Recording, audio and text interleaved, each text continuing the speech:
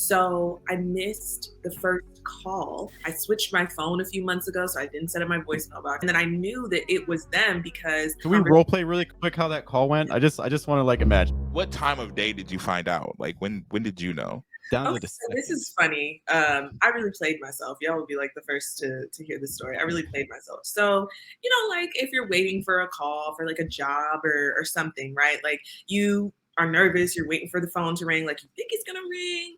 And I had gotten an email a few weeks prior. So this news came, let's say like at the end of July. And I had gotten an email like towards the beginning that said, hey, you're a finalist, you're one of 12, we're gonna narrow it down to 5, we're working on it, blah, blah, blah. And so I figured that they had kind of been veering towards coming to a decision because they had said we're going to decide by August 1st.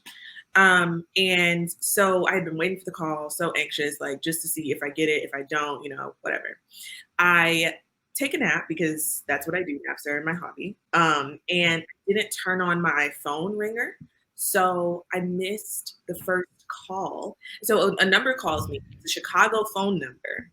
I am a nerd, so of course, like I know to Google a phone number to see who it is. It matches the email from the person from the Poetry Foundation. So I was like, oh my God, is it them? But if it's them, like were they calling about that or were they just calling to ask me a question? So I had to wait a whole night, no voicemail, because I switched my phone a few months ago. So I didn't set up my voicemail box, which my dad told me about. Listen to your dad's. That's a life lesson right there.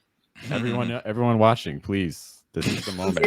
Your dad If you don't take anything else from this interview, please set your voicemail box up. Somebody could be calling you to give you $27,000 and you miss it, and then have to spend a night in anxious anticipation trying to figure out. So I eventually the next day called back, and then they didn't answer, called back and left a message. Then the person called me back and was like, yes, you won the Ruth Lilly. We've been hunting you down to give you you just are refusing. I was trying to give you money. And it's like a fake number. And it's like, we're here to contact you about your car's limited warranty and blah, blah, blah. Like, devastation. Is it weird? Like, I'm the guy who listens. I at least hear them out because I'm like, maybe my limited warranty is running out. Then I just realized it already ran out years ago. So I don't even, I mute the call because that just continues to encourage them. I'm like, I'm still trying to make them think that the number isn't active. So I don't even like reject the call. I just swipe it away. Those kind of spaces of really intense anticipation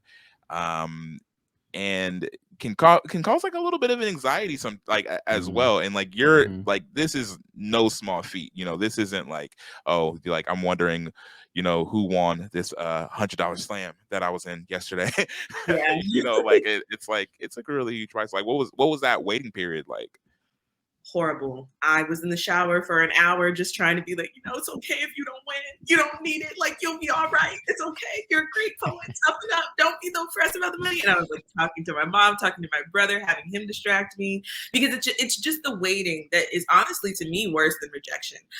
You are a poet, you get, pretty thick skin to rejection, or at least I have, honestly. So I'm used to the rejection, but the waiting on the edge of the potential, it seems like a possible, probable yes, that about killed me. Yeah, because they said it was you're supposed to know on August 1st. Yeah, it was like by August 1st, so it was getting really, really close to that deadline. And so, of course, like I'm checking my every spam call is like a potential. And then I knew that it was them because it was a Chicago number. I Googled the number like a stalker and saw that it was the grants person from the Poetry Foundation calling. And so I was like, well, it is them. But what if they just have a question? Or what if they're calling to reject, which I feel like is a heinous practice that nobody should engage in? It could have been that. It could have been a lot of different things. So it was just, it was a lot of possibilities swirling in my mind. But then the next morning, those were quelled, and I was able to celebrate. So you talked to them on the phone eventually. Did, yes. Had a nice. Can we role play really quick how that call went? I just want to like imagine. I'm just like, can I have like what kind of if you had to pick a kind of voice that this person had, like name like a movie character that you're like, this is what this person sounded like, and then between me and Jeff, we're gonna figure out if we can role play this person because these are things that that our audience is really interested in. Our audience almost exclusively wants to hear impressions of tense phone calls. I'm trying to think. Okay, so it felt like I was talking to like AI voice. No, it was like Maya, what's her name? From SNL. But when she's doing an impression of like a professional woman, it was like, hello. Oh, Yes, is this Ariana Benson? Yes, we were trying Oh, to they call want your hello. money. level. Is It this was like Ariana Benson? it was very like and I yet just want to let you know that I it's so have a bag of wonderful money.